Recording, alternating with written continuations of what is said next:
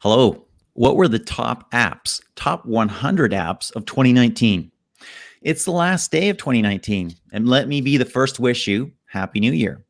My name is John Kutsier, and this is Tech First Draft. Today, we're chatting with Apptopia's VP of Insights, Adam Blacker, about the top 100 apps of 2019, which apps made the cut, what surprised us, and what this means for tech giants like Google, Facebook, Amazon, and all the others in 2020. So Adam Blacker is the VP of Insights for Apptopia. It's a mobile analytics company. Adam, welcome. Yeah, thanks for having me. Happy New Year. I'm really excited today, not just to talk about some mobile app data, which always gets me going, but it's a special night. I got a ribeye with my name on it later, so wow. I'm just ready. Wow, it is New Year's Eve, and you are working. So I mean, huge. I mean, incredible, right? So good for you. Let's give me some of the highlights. What apps blew away the competition in 2019? So it's interesting. You can look, we did 10 different categories, and you could look at them individually, or you can just look at like the worldwide down leaders kind of as a whole and pull out some themes.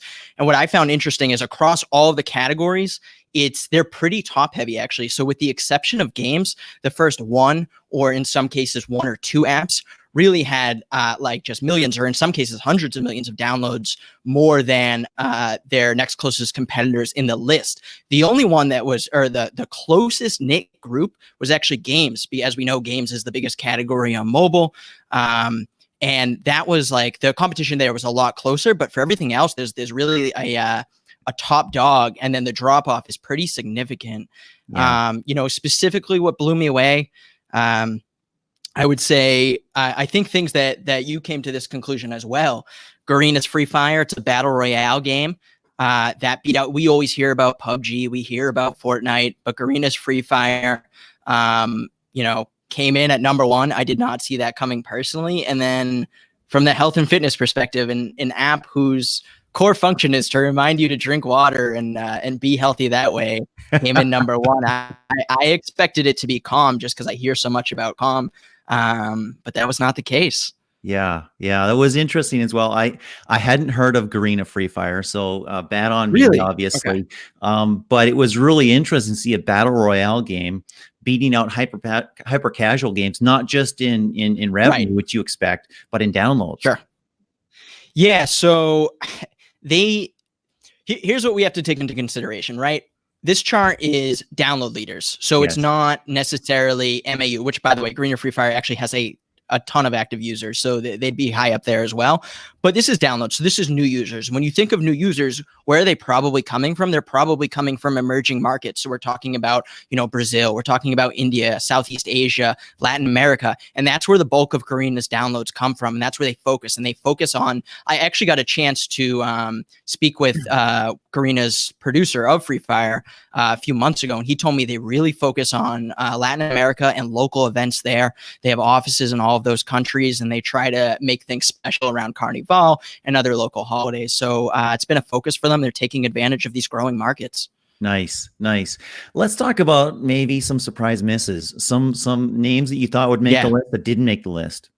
Yeah, my number one takeaway here is if we look at the food and drink category, Zomato. Where is Zomato? So Zomato is one of the top 2-3 players in India as it pertains to food delivery. And they actually are in talks with Uber to try and buy a chunk of Uber's business, or all of it, I believe, actually, in India, because Uber, they want to be, if they're not the top player, they're out. That's how they roll. So, but Zomato, if you look into it, this is very interesting. In the middle of the year, maybe July, they had a little bit of a fiasco. It was called the Logout Campaign.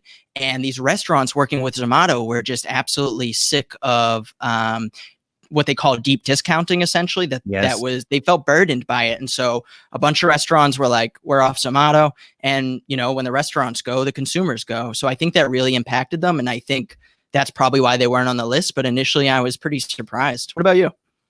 What surprised me is I thought TikTok would have totally run away Mm, in social messaging, which is the category that they're in right now. yeah. We could talk about that category as well. That's kind of interesting to see them in that category. But I mean, I know TikTok had over 500 million. I think it was 614 million is what you had it at. And just huge download numbers. But WhatsApp just absolutely blew me away with the number of downloads it had in 2019. I mean, this is not an emerging app. This is Right. not a surprise, That's right. story that just came from nowhere. This is an app that already had hundreds of millions of users, and to see the growth that WhatsApp had in 2019 was a Yep. shocker. I agree. And again, I wonder if they're taking advantage of emerging markets. I think a lot of people are. I think a lot of people might not realize that Facebook owns WhatsApp, because I think there's a lot of people who are maybe trying to get away from Messenger. They feel bad about Facebook. They're in the news with all these privacy concerns, and they're like, oh, WhatsApp says it's encrypted end to end. Maybe I'll use WhatsApp, and they don't realize that it's owned by Facebook. I'm not sure. With regards to TikTok, Apptopia tracks the iOS App Store and Google Play. And Yes. so we don't see third-party Android stores, what we call third-party Android stores in China. So we don't see, the Tencent App Store and the other big ones. So I'm betting if we were counting those, TikTok absolutely would have hit the number one spot. Interesting. And that's what I'm assuming, accounts for that. Yeah, interesting. You also called out in your blog post on the Apptopia blog, you called out an app called Hello or Hilo. I didn't know how you pronounce it even. I It's don't either. Helo in social messaging. Talk to us a little bit about that and that surprise. Yeah, so I had not heard of this app until it showed up on my list, and I request data from my engineers. They give it to me, and I go, oh wow. So I looked at it, and here's where it gets interesting. It's big in India, first of all. That's where this market is. It's an Indian social app. It launched in, I think, June 2018, and it's really started to ramp up in 2019. But guess who owns it? ByteDance. ByteDance is also the owner of TikTok. Yeah. So interesting. So if I was Facebook, I would be even more nervous now, because they're really they're kind of taking over here. Very, very interesting. I mean, we see this in a couple other categories. We'll get into it as well. Chinese-led companies that are doing things on the global stage, doing very, very well. Right. Let's jump into the entertainment category. There's some names there that we recognize, right? We see Netflix at the top of that category. Of course. Talk about them and some of the other incumbents that you expected to see there. Yeah, so Netflix is an obvious one. I will say, for anyone curious, YouTube and YouTube Kids, you can go back and forth on this, whether they go in the social and messaging category, or they go in the entertainment category. Yes. I believe my engineers put them in the entertainment category because of maybe how they were categorized on the app stores. I'm not sure, but we chose to put them there. I feel like, at least for me personally, I use YouTube a little more for entertainment than I do to talk to other people. But I understand, if you have an argument there, I welcome arguments and debate and conversation. But no, I think YouTube Kids is interesting because I don't have any kids, but for other people, it's their children, and this is a big category, I think, for a lot of publishers and developers, the educational space, and the entertainment for children. Right? You see, especially if you're traveling this time of year, the holidays, parents are putting iPads, iPhones in front of their kids, and it's so what are they using? And maybe next year it'll be interesting to look at some children's apps, some educational apps, but this lets us see a little bit that, like, hey, YouTube Kids is pretty strong here. Mm-hmm. Watermelon Video, in Tencent Video, those are both Chinese apps. And so I don't know a ton about them, but I do know anytime there's a Chinese app on here, it's pretty impressive, because a lot of times they don't have those Google Play downloads, because, again, they're not on Google Play. It just doesn't exist in China. So it's just even more impressive that they're getting all those downloads through iOS. Right. Yeah, and then Hotstar. Hotstar is interesting because, it was on this list last year, and so I expected it to be on there again. But what a lot of people don't realize is that I don't know when the acquisition took place. I think it was a few years ago, but Disney owns Hotstar. And so Disney Plus hasn't gotten to India yet. But a lot of people don't realize that they already kind of have a bit of a foothold in the streaming service in India.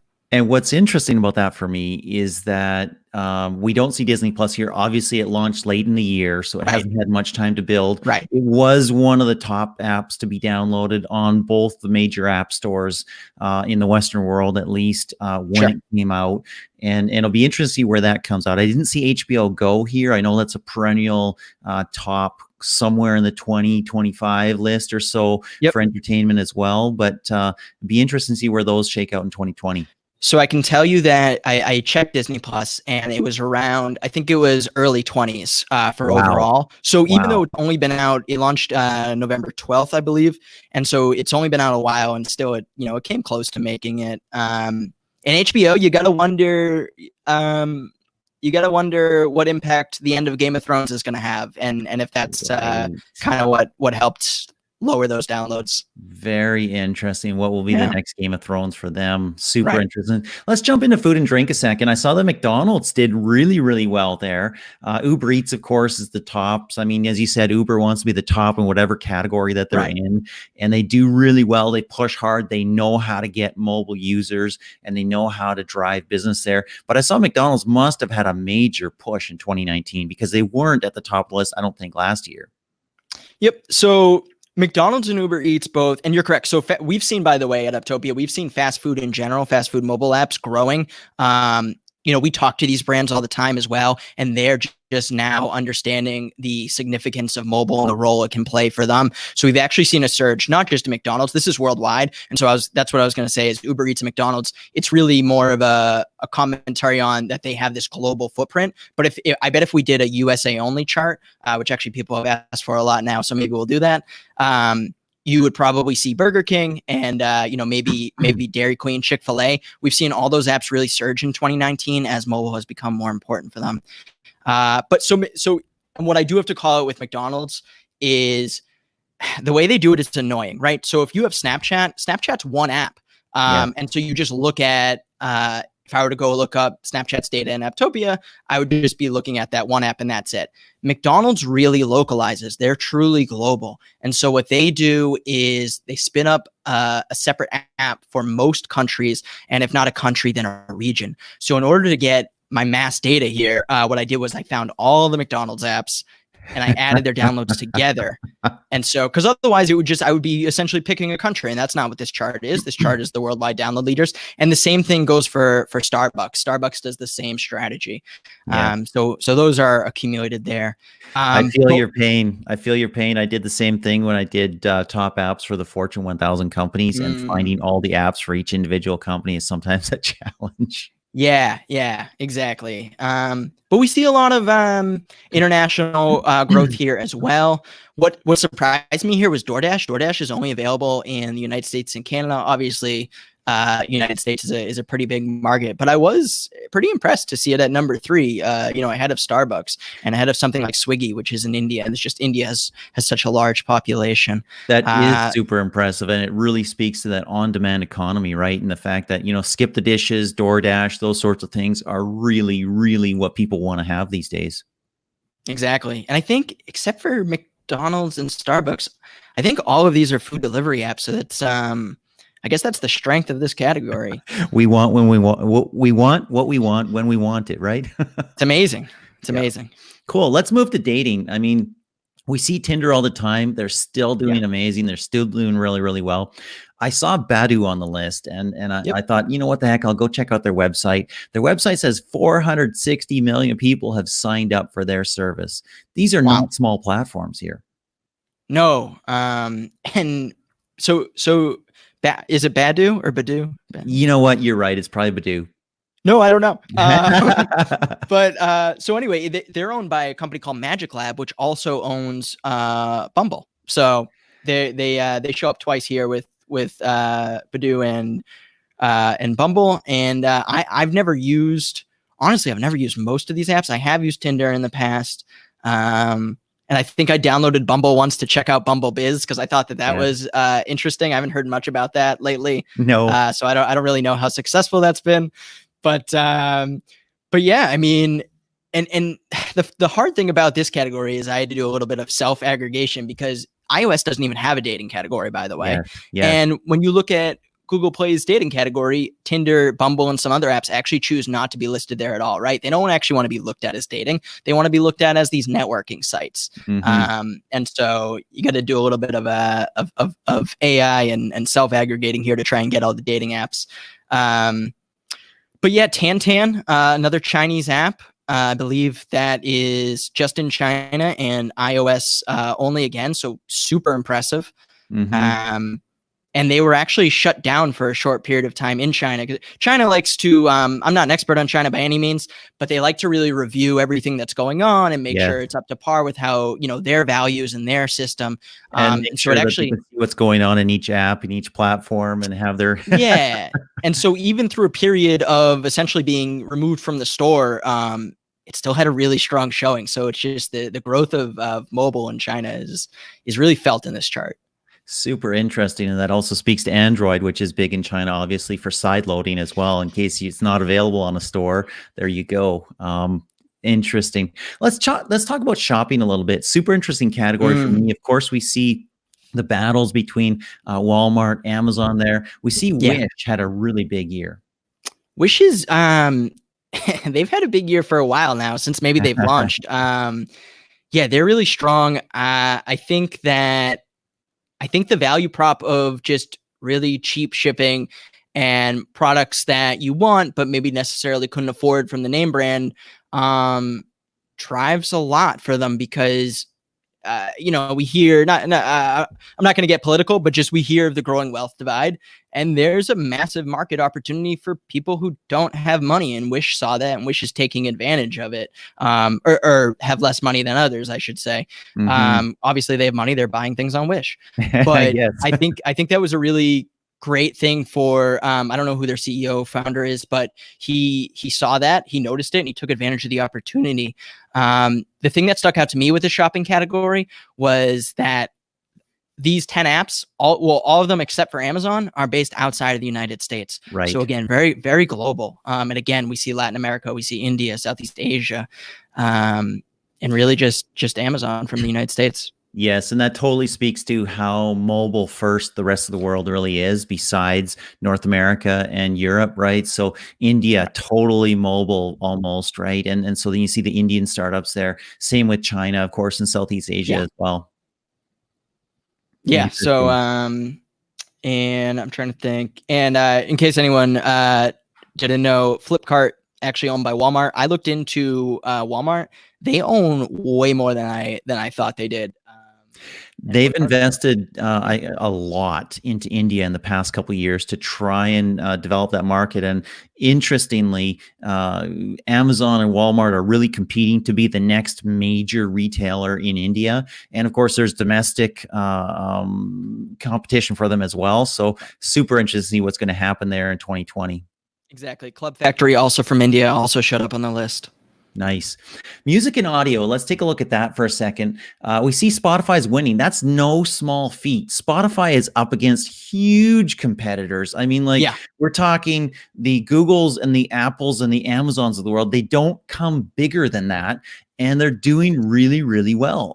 Talk to me a little bit about Spotify and some of the other things you see in that category. Yeah, Spotify, man, I'll be honest. I'm not an expert on. So this is an interesting little sidebar. Like my company Hbo, we track over 7 million apps, right? And so I come out with a lot of data. And people, you can't be an expert on all of them. I totally get it. Be an expert on all of them. So it's so I know a little bit, and I'll speak to it a little bit, but like some things I'm like, I don't really know. But what I assume is that they've done a really great job with marketing. I know I live in Boston, and so I see the MBTA, which is our subway. There's a lot of different ads up, and a lot of them are like fun, and they're actually data driven. They're like, hey, this was the most played song of 2019, or this song was played the most in 2019 by Boston listeners. And so I think they have like really interesting data driven marketing. And they also have investment in podcasting as well. I was just going to bring that up. Yes, exactly. Podcasting is massive. I listen to podcasts on my commute. They obviously are aware of that, and that's helping them grow. And you spoke to the competition. You're right. They're up against Apple. They're up against Google, and we see Google Play Music. I know you called out that they didn't make it, so I looked them up. They were less than 3 million downloads away from making this this top chart here. But you'll notice they kind of made it in a way, right? Because YouTube Music is number 2. And it's owned by Google. So I don't know how they balance that. Like, do they want people to sign up for Google Play Music, or do they want YouTube Music? I don't know what they want. I struggle with the strategy there too. I mean, we've seen Google, maybe that's their strategy in a lot of places. We've seen like 5 different messaging platforms from them in the past few years, and maybe they're doing the same thing in music. That's a good point. Yeah, so I'm not sure. And then people, for anyone wondering about Apple Music, we basically don't track Apple Music, so I don't have an inkling about where it lands. So I wish I could. Everyone always asks me about Apple Music. The problem is on iOS phones, it comes preloaded, and the way that we aggregate our data, preloaded apps are a no-go. If we want, sometimes we can do this like really intense custom analysis, which we actually have done for a few companies before, but it requires some man hours, and I wasn't able to get that for this. That's fair anyways, because preloading is unfair in some sense. It's just on the phone.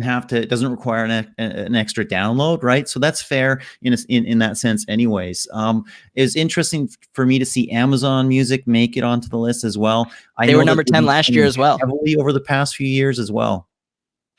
Yeah. Have you, what do you use? Do you use, Pandora, by the way, did not make the list this year, but previous years it has. And Shazam, an app that I thought was dead a few years ago, has risen and has been good, I guess, since really Apple bought it. Yeah, and that's kind of a Trojan horse for Apple Music because it's so easy to buy music on Apple Music through Shazam. That might be a little window into how well Apple Music is doing as well. So that's pretty interesting also. Let's move on to health and fitness. And here I think was your biggest surprise of the whole top 100 apps of the year. That was Drink Water Reminder, which doesn't sound like a very sophisticated app.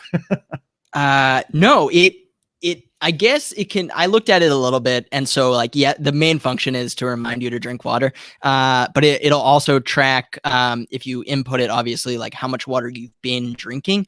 And so I wonder if that was just a big New Year's resolution for a lot of people, and it got so many downloads maybe in the beginning of the year that it hung around and was able to obtain the #1 spot.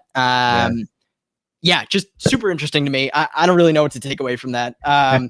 What I think is more interesting is the ovulation and period tracking apps. Women's health is really big right now.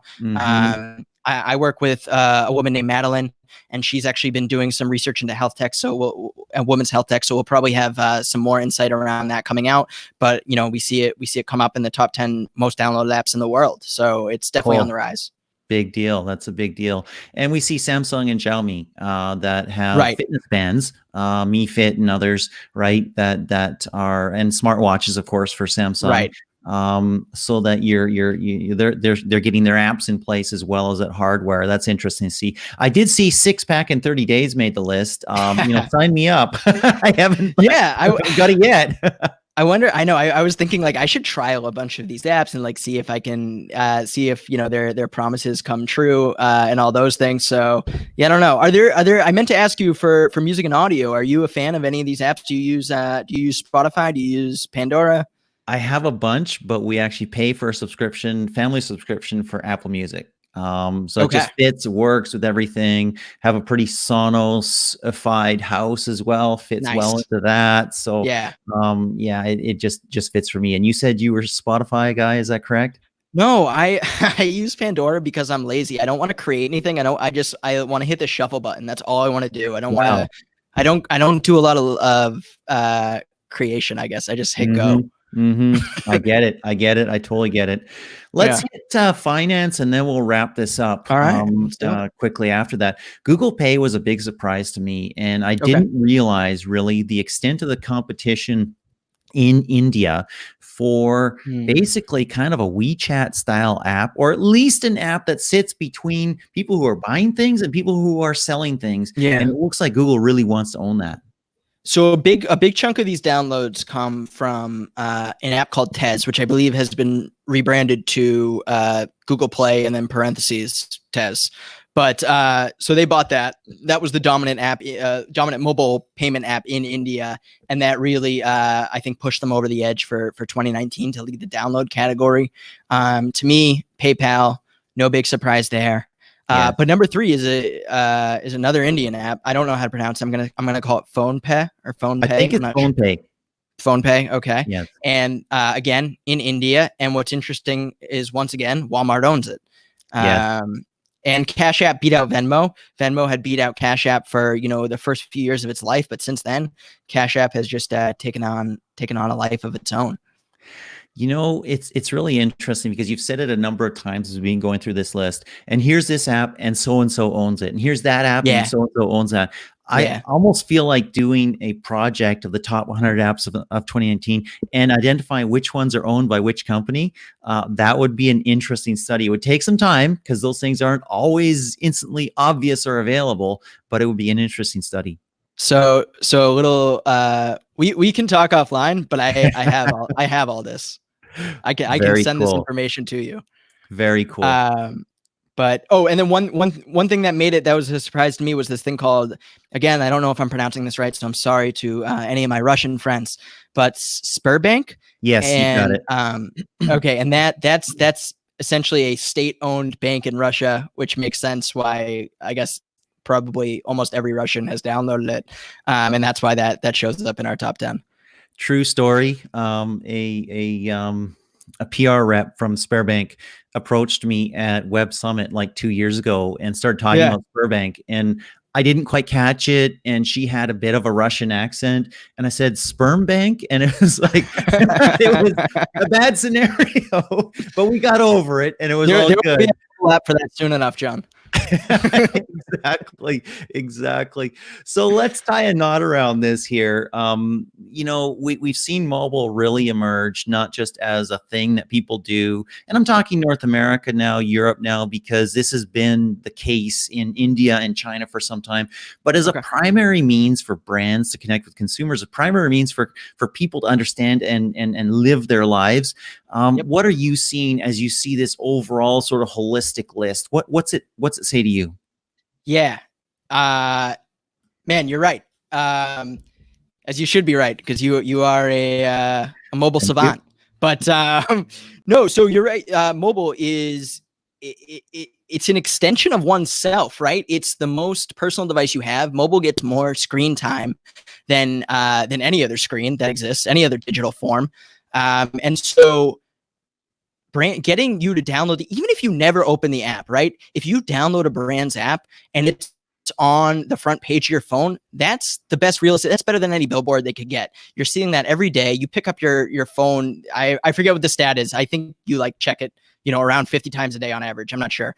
But to be seeing their logo that many times a day on this device that's like yours and you trust and you love is very powerful. And so there's a lot of competition for these downloads, and it's really impressive when a brand can take off. So that I guess speaks more to the importance of mobile. But what I'll say is my main theme here is that mobile is indicative of the real world, and we see that because we know that these emerging markets exist. We see them in other industries, and it comes through on mobile as well. So you can use the mobile market to track, and vice versa, quite frankly, to track what's happening in the real world.